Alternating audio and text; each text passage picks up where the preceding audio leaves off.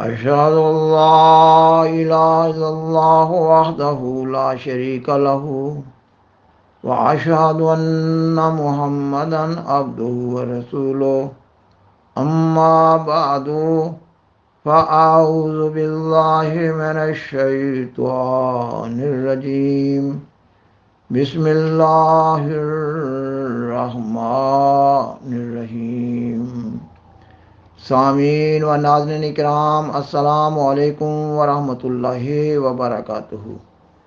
پیسرے معود حضرت مرزا بشیر الدین محمود احمد ابن سیدنا حضرت مرزا غلام احمد قادیانی، امام مہدی و مسیح موعود علیہ السلام کے بچپن کے ایک بزرگ استاد حضرت مولانا شیر علی رضی اللہ تعالیٰ عنہ کا آپ کے بارے میں ایک مضمون اخبار الفضل 5 نومبر 1938 کو شائع ہوا۔ اس مضمون کا ایک حصہ تاریخ احمدیت جلد 4 کے صفحہ 33 تا 35 پر دیا گیا ہے۔ مورخ احمدیت لکھتے ہیں کہ حضرت مولانا شیر علی صاحب وہ بزرگ استاد تھے جنہیں سیدنا حضرت محمود رضی اللہ تعالیٰ عنہ کے ابتدائی تعلیم کے اکثر حالات کو اپنی آنکھوں سے مشاہدہ و ملاحظہ کرنے اور آپ کی عظیم شخصیت کے گہرا مطالعہ کرنے کا موقع ملا۔ خاکسار تاریخ احمدیت جلد 4 کے حوالہ سے اس مضمون کا ایک حصہ پیش کر رہا ہے۔ حضرت مولانا شیر علی رضی اللہ تعالیٰ عنہ بحیثیت استاد سیدنا حضرت محمود رضی اللہ تعالیٰ عنہ کے بارے میں بیان فرماتے ہیں۔ اس وقت جب کہ آپ کی عمر 10 سال کی تھی، بندہ کے پاس انگریزی پڑھنی شروع کی اور یہ خدمت بندہ حضرت مسیح موعود علیہ السلام کی زندگی کے آخری 10 سال میں برابر ادا کرتا رہا، اور حضرت مسیح موعود علیہ السلام کی وفات کے بعد یہ سلسلہ حضرت خلیفۃ المسیح اول رضی اللہ تعالیٰ عنہ کے 6 سالہ یعنی 6 سالہ دور خلافت میں بھی جاری رہا۔ میں نے بچپن سے ہی حضور میں سوائے اوصاف حمیدہ اور خصال محمودہ کے کچھ نہیں دیکھا۔ ابتدا میں ہی آپ میں نیکی کے انوار اور تقوی کے آثار پائے جاتے تھے، جو آپ کی عمر بڑھنے کے ساتھ ساتھ اور زیادہ نمایاں ہوتے گئے۔ ممکن ہے کہ کوئی شخص میرے اس بیان کو خوش اعتقادی پر محمول کرے، اس لیے میں آپ کے بچپن کی ایک بات کا ذکر کرتا ہوں جس سے ناظرین خود حقیقت کا کچھ اندازہ لگا سکتے ہیں۔ آپ کو بچپن میں حضرت مسیح موعود علیہ الصلاۃ والسلام نے یہ ہدایت فرمائی تھی کہ کسی کے ہاتھ سے کوئی کھانے پینے کی چیز نہ لینا۔ یہ ایک ہدایت تھی جو حضرت اقدس علیہ الصلاۃ والسلام نے اپنے بچہ کو دی۔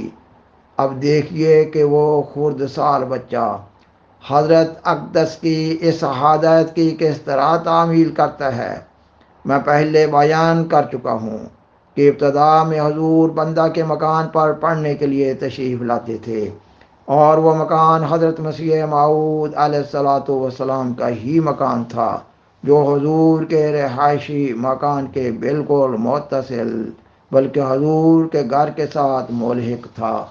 ہم غالباً 3 سال اس مکان میں رہے، اور اس تمام عرصہ میں حضرت خلیفۃ المسیح ثانی بندہ کے پاس پڑھنے کے لیے تشریف لاتے، اور جب کبھی آپ کو پیاس لگتی تو آپ اٹھ کر اپنے گھر تشریف لے جاتے اور اپنے گھر سے پانی پی کر پھر واپس تشریف لاتے۔ خواہ کیسا ہی مصفیٰ پانی کیسے ہی صاف ستھرے برتن میں آپ کی خدمت میں پیش کیا جاتا، آپ اسے نہ پیتے، صرف اس لیے کہ حضرت اقدس علیہ الصلاۃ والسلام کی طرف سے آپ کو ہدایت تھی کہ کسی کے ہاتھ سے کوئی کھانے پینے کی چیز نہ لینا۔ اب بظاہر تو یہ ایک چھوٹی سی بات معلوم ہوتی ہے، لیکن اگر غور سے دیکھا جائے تو یہ ایک چھوٹا سا آئینہ ہے جس میں ہمیں حضور کی اس وقت کی شکل صحیح رنگ میں نظر آ سکتی ہے۔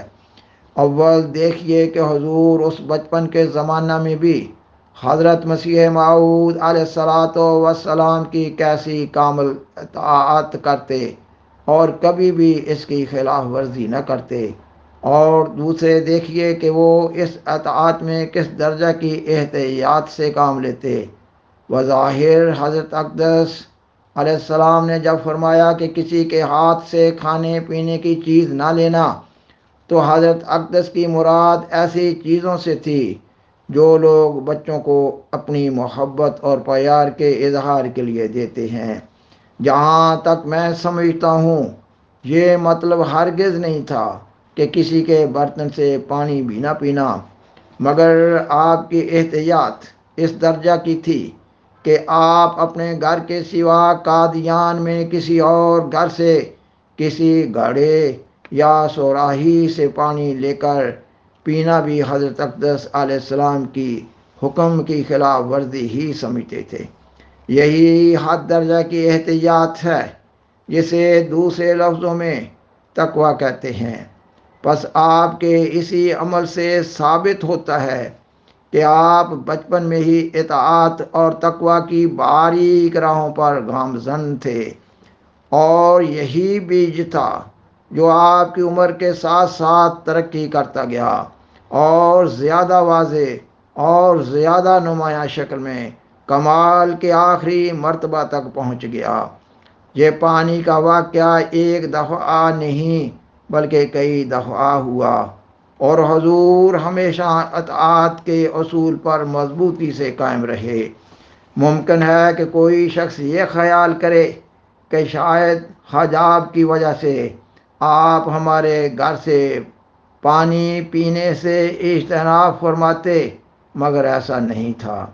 آپ بے تکلفی سے ہمارے گھر میں رہتے، اور حضور کی خوش خلقی اور خوش طبعی کی باتیں اس وقت تک بندہ کے گھر سے نہایت محبت کے ساتھ یاد کرتی ہیں۔ سامعین و ناظرین کرام، بالآخر درخواست ہے کہ برائے مہربانی اس پروگرام کو دوسروں سے شیئر کریں اور عذرائے کرم اس چینل کو سبسکرائب کریں۔ جزاکم اللہ تعالی احسن الجزا، وآخر دعوانا ان الحمد للہ رب العالمین، والسلام علیکم ورحمۃ اللہ وبرکاتہ۔ شکریہ۔